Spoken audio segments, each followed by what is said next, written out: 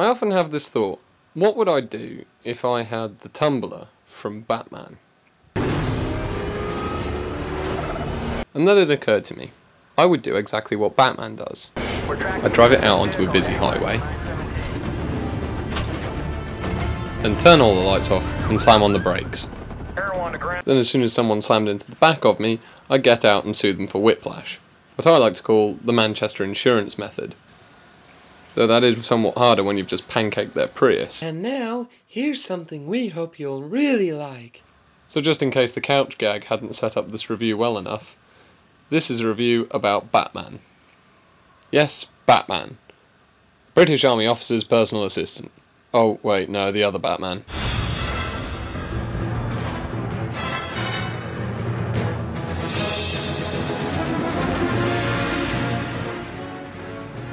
Firstly, what I'd like to look at is the good guy complex. Yes, the next portion of this is going to be semi-serious. So, if you're not interested, I do exactly the same thing that I do at PTA meetings. What's that?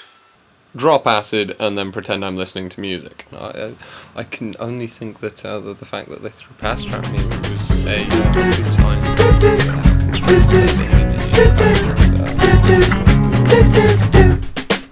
Now to the commentary! Before we go any further, I'd just like to say I love Batman. I empathise with him not only as a jaded individual looking for justice in an otherwise unjust world, but also as a weirdo who loves to dress up.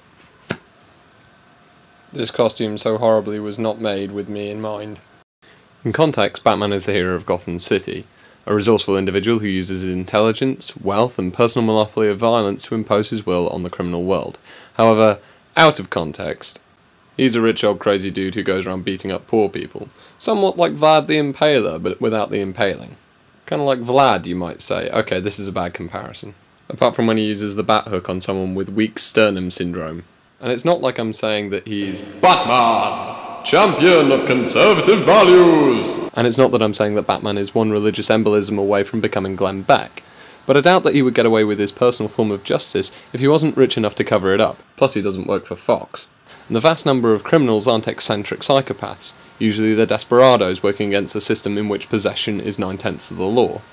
How much do you reckon it costs Wayne Industries every time Batman decides to bat hook someone in the face? Surely all that money would be better spent on philanthropic ventures, like exploring the ocean, looking into deep space, finding a cure for people who like Coldplay, you know, anything. Sorry, I didn't mean philanthropy, I meant science. My personal favourite way of demonstrating this is what I like to call the Christian Bale argument. Have you ever noticed that Christian Bale has played the same character twice? Batman, and then Bateman. Not just a coincidence. Okay, it may just be a coincidence. However, they're both rich eccentrics who go around beating people up based on their own form of justice because they don't see that justice is coming from anywhere else. A little harder to illustrate with Bateman as he only really refers to it at the end of the film. Now on to a scene.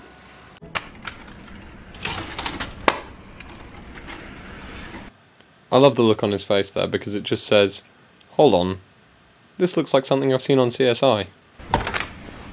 You like Huey Lewis on the news? They're okay. Their early work was a little too new wave for my taste. But when sports came out in '83, I think they really came into their own. And that's what they say about families in Kentucky.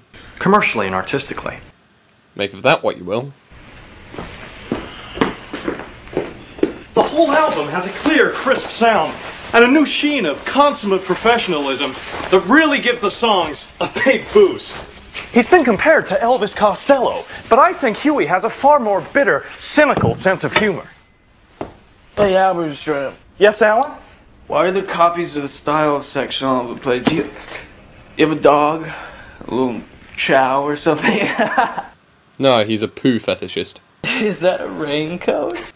No, it's a jacket for flashing people who don't like surprises. In '87, Huey released this. A song called Foreshadowing to Murder, perhaps? 4. Yeah, 1 out of 3. 4. Alright, no need to go psycho. Their most accomplished album. I think their undisputed masterpiece is Hip to Be Square. Or Thigh to be Diced. Sorry. A song so catchy, most people probably don't listen to the lyrics. Especially not backwards, because when you listen to it backwards, it sounds like this. You're listening to Fox News. But they should. No, they shouldn't. They really shouldn't. Because it's not just about the pleasures of conformity and the importance of trends. It's also a personal statement about the band itself. Hey, Paul! Ah! Huh. Who would have thought? His head was filled with blood effects.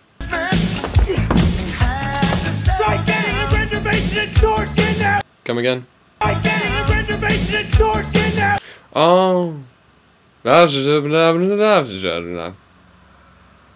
Hear all the time these days.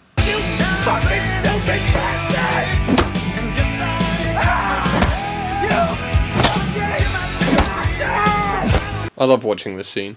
After all, during the Second World War, they made a bomb that was named after this. It was called the Banker Buster. I need to get down to HSBC.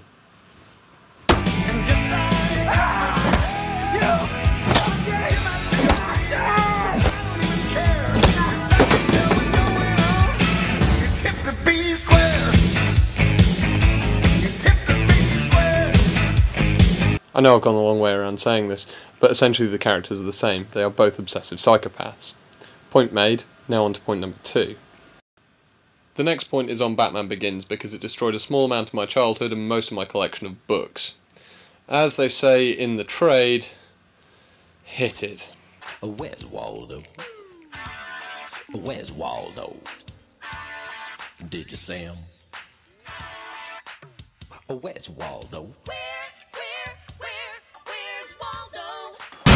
Where's he? Delightful.